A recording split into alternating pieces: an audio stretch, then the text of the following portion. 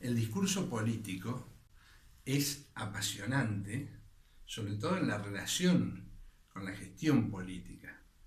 ¿Por qué? Porque nos deja una serie de elementos para analizar, que no siempre los analizamos con la debida atención. Por ejemplo, nosotros podemos utilizar un enfoque más de tipo cuantitativo para analizar el discurso. Esto es aplicarlo a la cantidad de palabras que se utilizan en un discurso, palabras o categorías. Por ejemplo, si un dirigente político utiliza mucho el término democracia, democracia participativa, democracia ampliada, democracias fuertes o democracias débiles, es evidente que en el centro de atención del discurso, en esta perspectiva de análisis cuantitativo, vamos a tener a la democracia.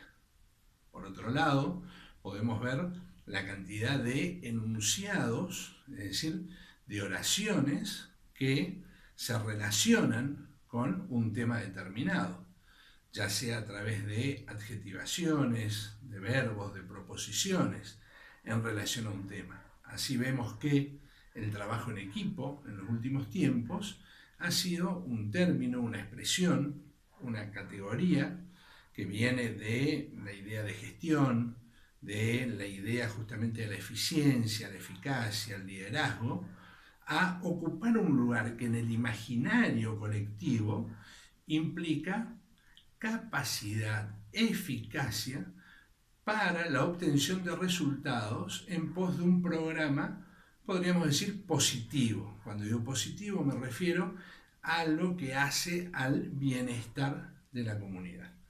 Sin embargo, el trabajo en equipo puede constituir una parte esencial de todo un discurso, de todo un andamiaje discursivo, sin que necesariamente se contemple en las prácticas, en los hábitos, en la realidad, el mismo trabajo en equipo.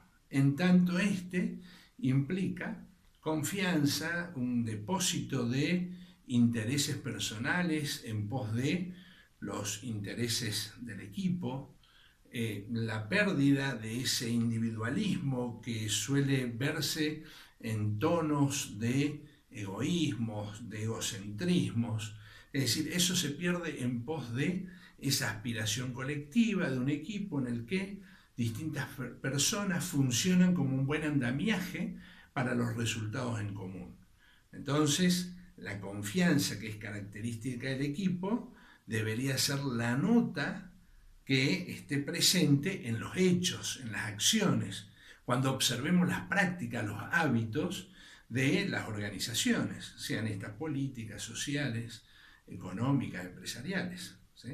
Entonces es interesante en el caso del discurso político cómo el análisis cuantitativo tiene una relevancia que nos permite reconocer en un discurso determinadas características. Por otro lado, el análisis más del tipo cualitativo, es decir, los significados, que podríamos seguir trabajando sobre la idea del trabajo en equipo, lo dijimos de algún modo en el sentido de los significados que éste tiene, nos llevan más a un análisis de tipo cualitativo. ¿Qué cualidades estamos encontrando en las palabras principales, en las palabras claves, en los enunciados principales o en las categorías que estamos analizando en nuestro discurso?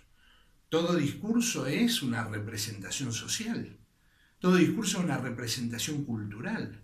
La manera en que nosotros incorporamos a nuestras conversaciones, diálogos cotidianos, ni qué decir a nuestros discursos institucionales u organizacionales, una serie de expresiones, también van dando nota de las claves del discurso, de la representación social, del imaginario colectivo o incluso el anclaje cultural desde el cual estamos planteando nuestra proposición.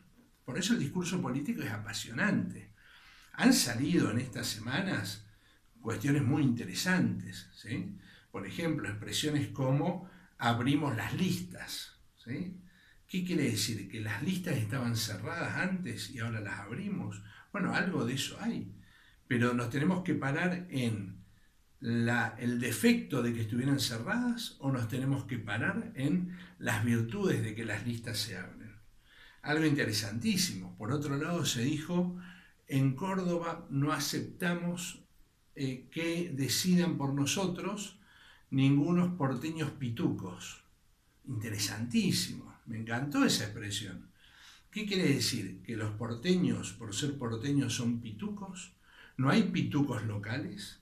¿No hay pitucos en todas partes? Es una expresión un tanto clásica, podríamos decir de otras épocas, que viene a jugar un rol interesantísimo, desde el cual, en términos casi futbolísticos o de la vida cotidiana, unos le mojan la oreja a otros.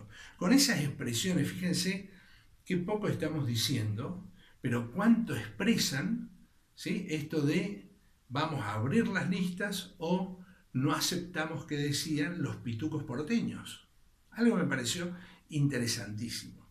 Ni que hablar cuando se va a expresiones un poco más fuertes. Algunos dicen, por ejemplo, unos roban y los otros nos llevan, digamos, al desastre gubernamental. Bueno, quiere decir que las encerronas del discurso construyen imaginarios, representan imaginarios y a su vez orientan voluntades. La pregunta es, ¿orientan voluntades? ¿O las voluntades mayoritarias debido a las construcciones discursivas de la política se alejan cada vez más? No estamos para ver en clave de me gusta, no me gusta, esto es bueno, esto es malo. No importa mucho. Lo que importa es analizar cómo se observa el discurso político, pero a su vez también cómo se construye el discurso político, cómo aprovechamos un proceso de gestión de calidad en la construcción del discurso que lo permita confrontarlo con la realidad, transformar la realidad y a su vez ser expresión comunicativa, verbal y no verbal, de una propuesta programática.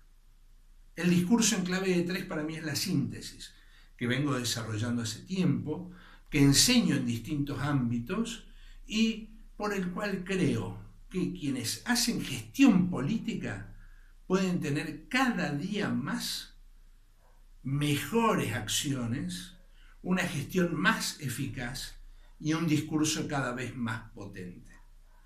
El discurso político en relación con la gestión política se convierte en un desafío a todas luces de esta época. Muy interesante.